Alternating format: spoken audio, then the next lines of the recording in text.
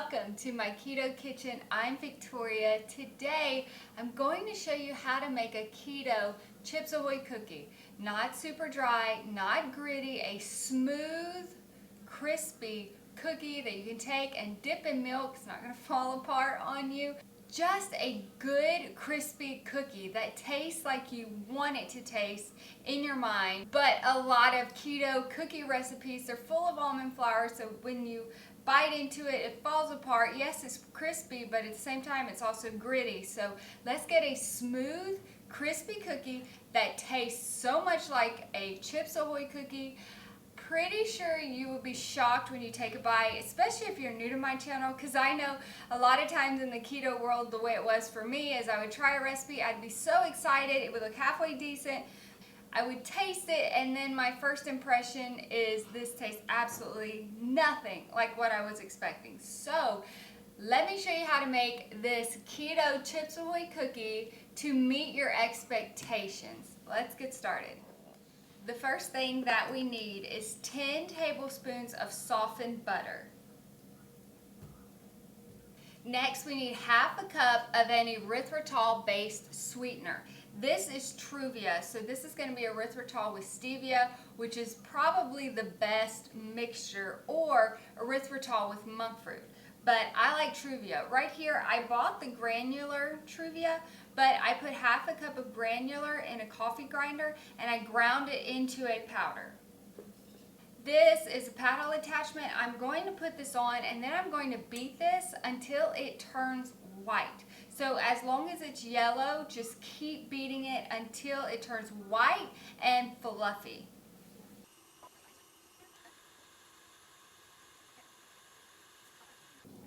Okay, now that the butter and the sweetener is nice and fluffy and it's turned white, we have to add all of the rest of the ingredients at the same time because the dough is going to be stiff like you would think of like a cookie dough.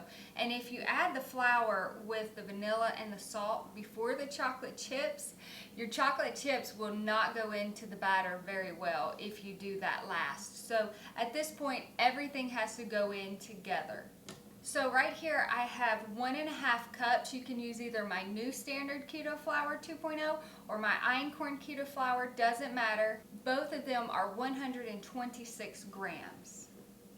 Next I'm going to sprinkle half of a teaspoon of salt, half of a tablespoon of vanilla, and half of a cup of chocolate chips. Right here I am using Chalk Zero's chocolate chips because half of a cup is only 8 carbs. So if you use my new standard keto flour 2.0, it's going to be 11 carbs per batch, 11 net carbs per batch.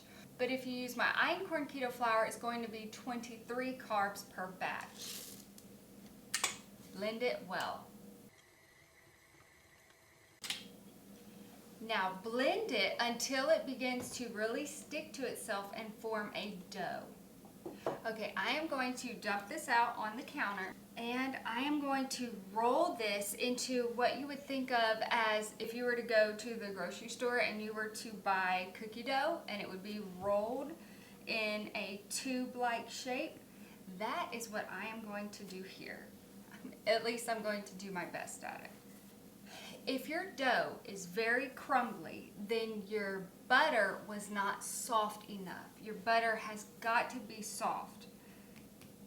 So it's best to leave your butter out overnight. So the problem would be if it's not adhering nicely like this, like the actual tube of cookie dough, the problem is that your butter was not soft enough. So here we are. Now, look at this. Is this not beautiful? Okay, I am going to take this, I'm going to lay it on a cookie sheet, and I am going to put it in my refrigerator for about 30 minutes, and then I will be right back. Okay, it has been about 30 minutes. The cookie dough has hardened quite a bit. Now I am going to cut this into my slices, probably about 1/4 inch thick. It's probably what I'm aiming for. Yeah.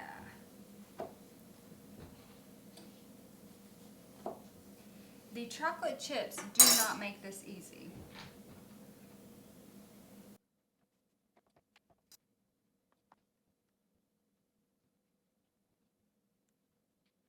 now I am doing my best to get these into a nice circle. Okay, we are done. So these are going into my oven, 350 degrees, between 12 and 15 minutes. I know after 12 minutes they're cooked, but I am looking for a little bit of a darker cookie, so I will be right back, 12 to 15 minutes. Okay, the cookies have completely cooled. These are fantastic. I was working through some of the thumbnails, breaking them.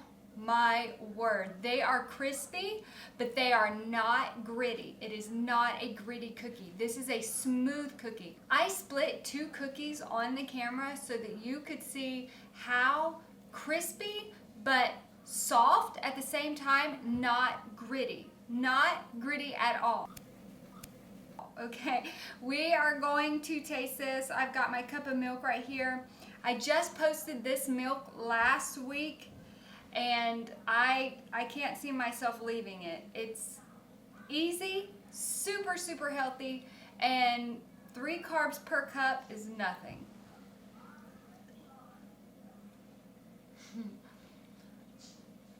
So, what this makes me think of are those keto recipes that you get excited to make. You make them, wow, your expectation is to taste like the real thing, and then it's not even close. Like, it's not even close. Y'all, this tastes like the real thing. Can I have the hot bite? You want a bite? Okay, here you go.